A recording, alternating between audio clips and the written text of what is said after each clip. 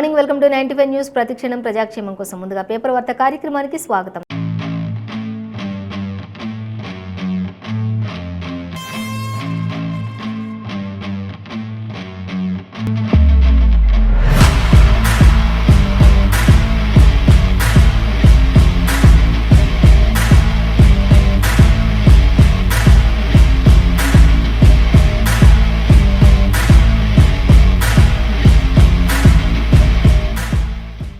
ఈ రోజు మన ముందు వెలుగు, నమస్తే తెలంగాణ, ఆంధ్రజ్యోతి దినపత్రికలు ఉన్నాయి.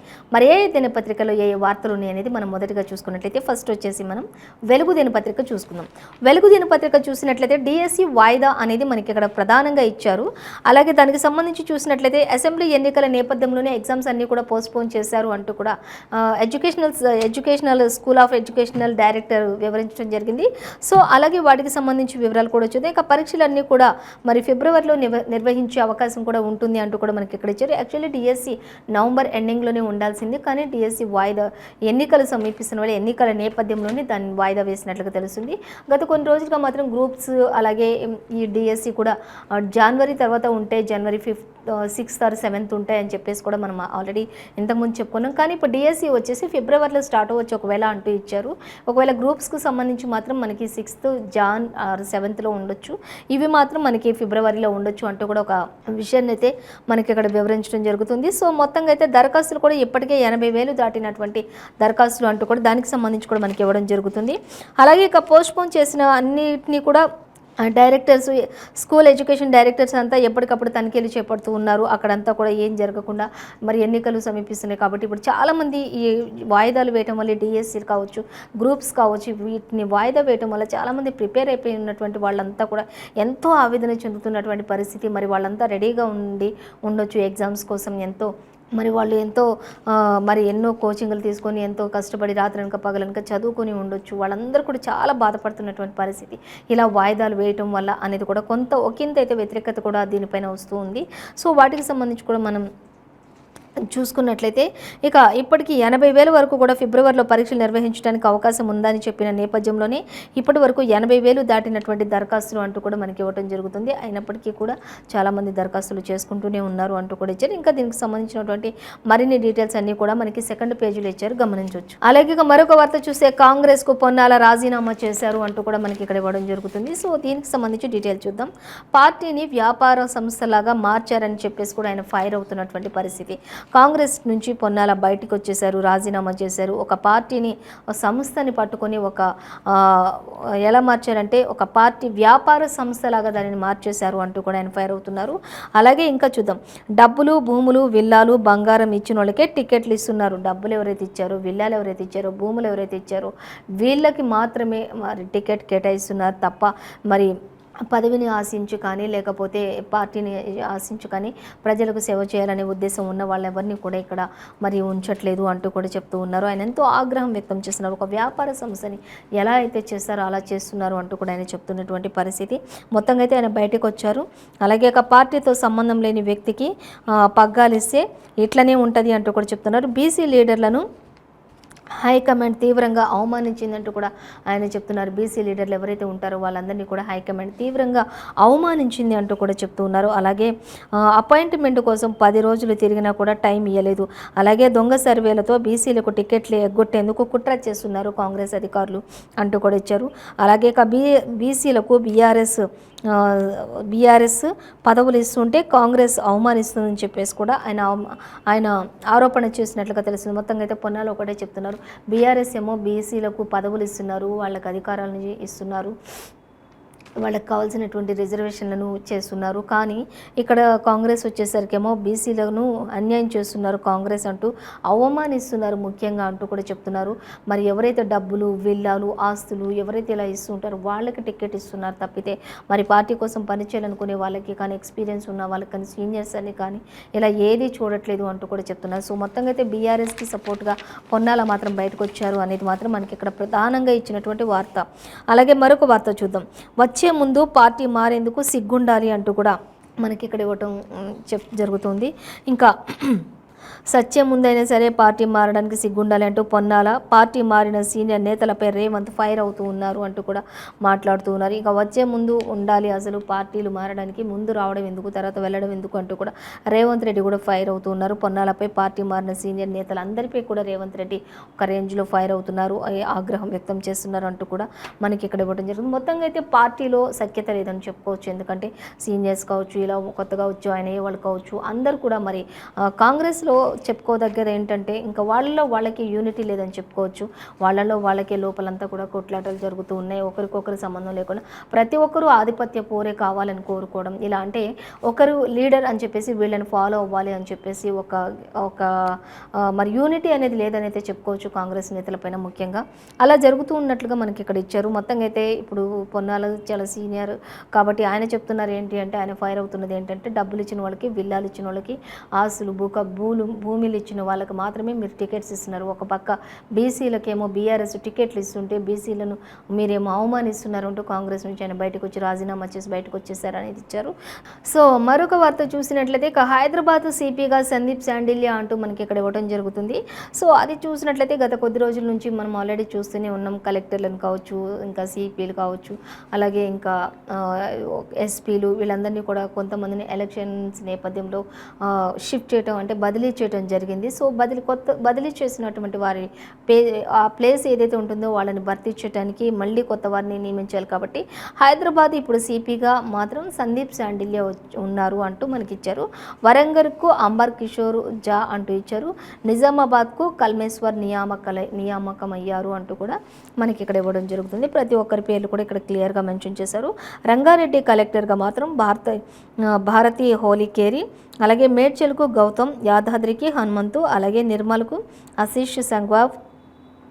ఇక వీళ్ళంతా కూడా బదిలీ చేసినటువంటి పోస్టులకు కొత్త అధికారులను ఎంపిక చేసినటువంటి ఈసీ ఆదేశాలకు తగ్గట్టుగా సిఎస్ ఉత్తర్వులు జారీ చేసింది. వారి ప్రకారమే ప్రతిదీ కూడా జరుగుతూ ఉంది అంటూ కూడా మనకి ఇక్కడ ఇవ్వడం జరుగుతుంది. హైదరాబాద్ సిపిగా ఇంతకు ముందున్న వ్యక్తిని బదిలీ చేసి సివి ఆనంద్ ఉంటుండే, కానీ ఇప్పుడు సందీప్ శాండిల్య వచ్చారు అనేది కూడా మనకి ఇక్కడ క్లియర్గా మెన్షన్ చేశారు. సో ఇంకా వీరందరికీ సంబంధించినటువంటి మరిన్ని డీటెయిల్స్ కూడా మనకి సెకండ్ పేజీలో ఇచ్చారు, గమనించవచ్చు. ఇక అలాగే మరొక వార్త చూసినట్లయితే హైదరాబాద్ అశోక్ నగర్లో విద్యార్థిని ఆత్మహత్య, హాస్టల్లో ఉరేసుకున్న వరంగల్కు చెందిన ప్రవళిక అంటూ కూడా మనకి ఇక్కడ ఇవ్వడం జరుగుతుంది. సో ఏంటి కారణం అనేది కూడా మనం చూసినట్లయితే 2 రోజులుగా అశోక్ నగర్లోని ఉంటూ ఉద్యోగాలకు ప్రిపరేషన్ అవుతున్నటువంటి ప్రభుత్వ ఎగ్జామ్స్ వాయిదా వేయడంతో సూసైడ్ చేసుకుందని చెప్పేసి నిరుద్యోగుల ఆరోపణ. అయితే మరి ప్రవళిక హైదరాబాద్ అశోక్ నగర్లోని విద్యార్థిని ఆత్మహత్య చేసుకుంది. హాస్టల్లో ఉరేసుకుని వరంగల్కి సంబంధించినటువంటి ప్రవళిక మరి ఉరేసుకుని ఆత్మహత్య చేసుకుంది అంటూ ఇచ్చారు. మొత్తంగా అయితే మరి ఉద్యోగాల కోసం ప్రిపరేషన్ అవుతూ ఉంది. ఈ ఉద్యోగాల కోసం ప్రిపేర్ అవుతున్న నేపథ్యంలోనే ఇప్పుడు డిఎస్సి కావచ్చు, గ్రూప్స్ కావచ్చు, ఇవన్నీ కూడా వాయిదా పడిన నేపథ్యంలో మరి మనస్తాపం చెంది ఉరేసుకుంది అన్నట్లుగా మనకి ఇక్కడ ఇవ్వడం జరుగుతుంది. ఇక హాస్టల్లో వందలాదిగా చేరుకున్నటువంటి అర్ధరాత్రి వరకు అశోక్ నగర్లో డెడ్ బాడీని, సూసైడ్ నోట్ను చూపించాలని డిమాండ్ చేశారు. ఇక అశోక్ నగర్లో ఉన్నటువంటి అందరు కూడా మరి ఎలా ఆత్మహత్య చేసుకుంది, అక్కడ ఆత్మహత్యకు సంబంధించినటువంటి డీటెయిల్స్, ఒకవేళ సూసైడ్ నోట్ రాసిందా, ఆ నోట్ ఏదైతే ఉందో అది కూడా చూపించాలి అంటూ కూడా మరి అర్ధరాత్రి వరకు కూడా స్టూడెంట్స్ అందరూ కూడా అక్కడ రాస్తారు చేసినటువంటి పరిస్థితి, కాస్త ఉద్రిక్తత పరిస్థితి కూడా నెలకొందని చెప్పొచ్చు. వరంగల్కు చెందిన విద్యార్థిని ప్రవళిక మొత్తంగా హైదరాబాద్లోని ఆత్మహత్య చేసుకుంది. పోటీ పరీక్షలకు ప్రిపేర్ అవుతున్న ఆమె అశోక్ నగర్లో తాను ఉంటున్నటువంటి బృందావన్ గర్ల్స్ హాస్టల్లో ఊరేసుకుంది. ఈ విషయం తెలిసి నిరుద్యోగులు పెద్ద ఎత్తున ఇక్కడికి తరలివచ్చారు. ఎగ్జామ్ వాయిదా పడడంతో ప్రవళిక ఆత్మహత్య చేసుకుందని చెప్పి కూడా ఆరోపించినటువంటి పరిస్థితి కూడా మనం ఇక్కడ గమనించవచ్చు. మొత్తంగా అయితే దీనికి సంబంధించిన ఇంకా డీటెయిల్స్ అయితే మనకి సెకండ్ పేజీలో ఇచ్చారు. మొత్తంగా ఎగ్జామ్స్ అన్ని వాయిదా పడుతున్న నేపథ్యంలోనే మరి వరంగల్ నుంచి హైదరాబాద్కి వచ్చి హాస్టల్లో ఉంటూ మరి గ్రూప్స్కి ప్రిపేర్ అవుతున్నటువంటి ప్రవళిక, మరి నిరుద్యోగంగా ఉంటున్నటువంటి ప్రవళిక మరి ఉద్యోగం కోసం ఎంతో ప్రయత్నం చేసి ఈ విధంగా జరుగుతున్నాయి కాబట్టి ఇంకా ఉరేసుకుని ఆత్మహత్య చేసుకుంది అన్నట్లుగా మనకి ఇక్కడ ఇవ్వడం జరుగుతుంది. సో దీనికి సంబంధించి ఇంకా డీటెయిల్స్ కూడా సెకండ్లో చూడొచ్చు. ఇక అలాగే మరొక వార్త చూద్దాం. డెంగ్యూ కేసులో తెలంగాణ 8వ స్థానంలో ఉంది అంటూ మనకు ఆరోగ్యానికి సంబంధించి కూడా ఇచ్చారు. ఇక రాష్ట్రంలో 8.54 మందికి పాజిటివిటీ రేట్ ఉంది. అలాగే మరణాల సంఖ్య జీరోగా చూపిస్తున్నటువంటి సర్కార్ అంటూ ఇచ్చారు. ఇంకా కేరళలో అత్యధికంగా 9,707 కేసులు నమోదైనట్టుగా తెలుస్తుంది. మొత్తంగా అయితే డెంగ్యూ కేసుల్లో తెలంగాణ స్థానం చూసుకున్నట్టయితే 8వ స్థానంలో ఉంది అంటూ మనకి ఇవ్వడం జరుగుతుంది. మొత్తంగా ఇంకా ప్రతి ఒక్కరు కూడా తగిన జాగ్రత్తలు తీసుకోవాలంటే అధికారులు ఎక్కడికక్కడ మరి లోకల్ హాస్పిటల్స్ అని, గల్లీ హాస్పిటల్స్ అని ఇలా అన్నీ కూడా పెట్టినప్పటికీ కూడా ఇంకా వ్యాధుల స్థానంలో చూసుకుంటే మాత్రం మనకి డెంగ్యూ మాత్రం మనకి తెలంగాణలో 8వ స్థానంలో ఉంది అంటూ కూడా మనకి క్లియర్గా మెన్షన్ చేశారు. సో అలాగే మరొక వార్త చూద్దాం. గాజాను విడిచి వెళ్ళండి అంటూ మనకి ఇక్కడ మరొక వార్త ఇచ్చారు. పాలస్తీనా ప్రజలకు ఇజ్రాయెల్ సైన్యం హెచ్చరికలు జారీ చేసింది అంటూ కూడా ఇచ్చారు. అసలు యుద్ధ వాతావరణం తలపించే విధంగా హమాస్ పాలస్తీనాలు చేశారు కాబట్టి ఇప్పుడు ఇజ్రాయెల్ సైన్యం హెచ్చరికలు జారీ చేస్తుంది. గాజాను విడిచి వెళ్ళిపోండి అంటూ కూడా చెప్తున్నారు. అలాగే ఇక హమాస్ టెర్రరిస్టులకు దూరంగా ఉండాలంటూ వార్నింగ్. ప్రజలు ఎక్కడికి వెళ్ళొద్దని చెప్పేసి ఇండ్లలోనే ఉండాలంటూ కూడా హమాస్ పిలుపునిచ్చింది. ప్రాణభయంతో సిటీ వదిలి వెళ్ళనున్న జనం ఇక గాజాలోకి వెళ్ళి ఇజ్రాయెల్ బలగాలు దాడులు చేస్తున్నారు. గాజాలో నుంచి విడిచి వెళ్ళిపోండి అని చెప్పేసి ఇజ్రాయెల్ సైన్యం ఆల్రెడీ చెప్తూ ఉన్నారు. అయినప్పటికీ కూడా హమాస్ మాత్రం విడిచి ఎక్కడికి వెళ్ళొద్దు అంటూ కూడా చెప్పడం జరుగుతుంది. ఇంకా ప్రజలు మాత్రం భయంతో వణికిపోతున్నారు. ఎక్కడికక్కడ ఊర్లు విడిచిపెట్టి వెళ్ళిపోయే పరిస్థితికి చేరుకుంది. మొత్తంగా అయితే గాజాను హమాస్ని మొత్తంగా ఇజ్రాయెల్ సైన్యం మాత్రం అక్కడికి వెళ్ళి దాడులు జరుపుతున్నటువంటి పరిస్థితి అయితే మనం గమనించవచ్చు. అలాగే ఇంకా చూసినట్లయితే 2 కొడుకులకు విషమిచ్చి తల్లి ఆత్మహత్య అంటూ మనకిచ్చారు. మానసిక వైకల్యంతో బాధపడుతున్న పిల్లలు లక్షలు ఖర్చు పెట్టిన నయం కాకపోవడంతో కుంగిపోయిన తల్లి అంటూ ఇచ్చారు. అలాగే ఇక భార్య పిల్లల మృతిని తట్టుకోలేక భర్త కూడా ఆత్మహత్యయత్నం చేశాడు అంటూ ఇచ్చారు. ఇంకా హైదరాబాద్ బోరబండలో జరిగింది ఈ విషాదం. 2 కూతుళ్లతో కలిసి తండ్రి కూడా సూసైడ్. హైదరాబాద్ బోయిన్పల్లిలో జరిగింది ఈ ఘటన అంటూ కూడా మనకి ఇవ్వడం జరుగుతుంది. మొత్తంగా ఎక్కడ చూసుకున్నా కూడా మొత్తంగా అయితే ఇంకా కొన్ని పరిస్థితులు తట్టుకోలేక ఫ్యామిలీ ఇష్యూస్ వల్ల మాత్రం చాలా సూసైడ్స్ జరుగుతున్నాయి. ఇటు నిరుద్యోగుల వల్ల కూడా చాలా వరకు జరుగుతూ ఉన్నాయి అనేది అయితే మనకి వెలుగు దినపత్రికలో క్లియర్గా ఇచ్చారు. అలాగే తనిఖీలతోటి తిప్పలు పడుతున్నారు. ఎక్కడ పడితే అక్కడ ఎలక్షన్ చెక్ పోస్టులు పెడుతూ ఉన్నారు అంటూ ఇచ్చారు. ప్రతి దగ్గర కూడా ఎంతో క్షుణ్ణంగా తనిఖీలు ఏర్పాటు చేస్తున్నారు. ప్రతి దగ్గర కూడా తనిఖీలు చేపడుతున్నారు అంటూ ఇచ్చారు. హైదరాబాద్లోని పోలీసులు అత్యుత్సాహం కూడా ప్రదర్శిస్తూ ఉన్నారు ఇలాంటి విషయాలతో అంటూ ఇచ్చారు. ఈ తనిఖీలతోటి చాలా తిప్పలైపోయింది సామాన్య ప్రజలకు కూడా అంటూ ఇచ్చారు. అసలు ఎక్కడ పడితే అక్కడ చెక్ పోస్టులు అనేవి పెట్టేశారు. ఎక్కడ పడితే అక్కడ మొత్తం చెక్ చేయటం, మరి పోలీసులు అత్యుత్సాహం కూడా ప్రదర్శిస్తున్నారు ఈ విషయంలో. రూల్స్ పాటించట్లేదు అంటూ కూడా ఇచ్చారు. ఇక రద్దీ రోడ్లపై భారీ కేడ్లతోటి ట్రాఫిక్ జామ్స్ ఏర్పాటు చేశారు. అలాగే 50,000కు మించి దొరికితే చాలు సీజ్ చేసి పడేస్తున్నారు. విచారణ పేరుతో గంటల తరబడి స్టేషన్లలో పడిగాపులు కాపిస్తున్నారు అంటూ ఇచ్చారు. డబ్బు విడిపించుకునేందుకు జనం కష్టాలు పడాల్సిన పరిస్థితులు కూడా నెలకొన్నటువంటి పరిస్థితి నెలకొంది తనిఖీలు చేయడం వల్ల అంటూ. మరి దీనికి ఒక సొల్యూషన్ అనేది ఉండాలి అంటూ కూడా ప్రజలు ఆందోళన చెందుతున్నటువంటి. సో మరొక వార్తాపత్రిక మనం చూసినట్లయితే నమస్తే తెలంగాణ చూద్దాం. ఇక నమస్తే తెలంగాణలో కూడా మనకి మెయిన్ ప్రధానంగా ఇచ్చిన వార్తలు అంటే ఏముందంటే 42 కోట్లు కాంగ్రెస్ నేత ఇంట్లో స్వాధీనం చేసుకున్నటువంటి ఐటీ అధికారులు ఓటుకు నోట్లో 2.0 అంటూ కూడా మనకి ఇక్కడ ఇవ్వడం జరుగుతుంది. మొత్తంగా అయితే కాటన్స్లోని పెట్టి 42 కోట్ల వరకు కూడా డబ్బుని దండుకుంటున్నటువంటి పరిస్థితి. ఇదంతా కూడా ఎలక్షన్స్కి సంబంధించి మరి తెలంగాణలో ఖర్చు పెట్టడానికి ఇంత డబ్బును వెచ్చించినట్లు తెలిసింది. ఆల్రెడీ కొన్ని చోట్లకి కొడంగల్కి ఇట్లా సంబంధించి కొన్నిటికి సరఫరా చేయడం కూడా జరిగింది అంటూ కూడా చెప్తున్నారు. కర్ణాటకలో కట్టల గుట్టలు అంటూ కూడా ఇచ్చారు. నోరు మెదపని కాంగ్రెస్ నేతలు అంటూ ఇచ్చారు.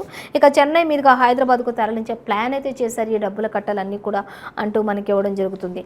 ఇక రాజస్థాన్లో 100 లాకర్లలో 500 కోట్లు ఉన్నాయి అంటూ కూడా చెప్తున్నారు. మొత్తం 1,500 కోట్లు ఆ సొమ్మంతా తెలంగాణ ఎన్నికల కోసం అంటూ ఇటు హరీష్ రావు కూడా చెప్పడం జరుగుతున్నటువంటి పరిస్థితి.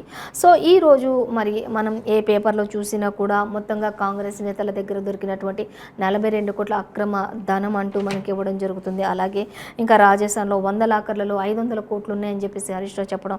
అలాగే మొత్తం 1,500 కోట్ల ఆ సొమ్మంతా తెలంగాణ ఎన్నికల కోసం అంటూ చెప్పడం.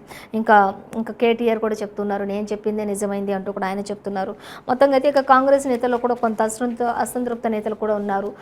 మరి డబ్బులు ఇచ్చిన వాళ్ళకి భూములు ఇచ్చిన వాళ్ళకి వీళ్ళకే టికెట్లు ఎక్కువ ఇస్తున్నారు, విల్లాలు ఇచ్చిన వాళ్ళకి టికెట్స్ కూడా ఇస్తున్నారు అని చెప్పేసి ఒక వార్త అయితే మనకి ఈరోజు ప్రతి పేపర్లో కూడా సంచలనంగా ఇచ్చినటువంటి పరిస్థితి కనిపిస్తుంది. సో ఈరోజు మనం ఏ పేపర్లో చూసుకున్నా కూడా మొత్తంగా అయితే ఈరోజు హాట్ టాపిక్స్ అంటే అన్నీ ఇవే ఉన్నాయి.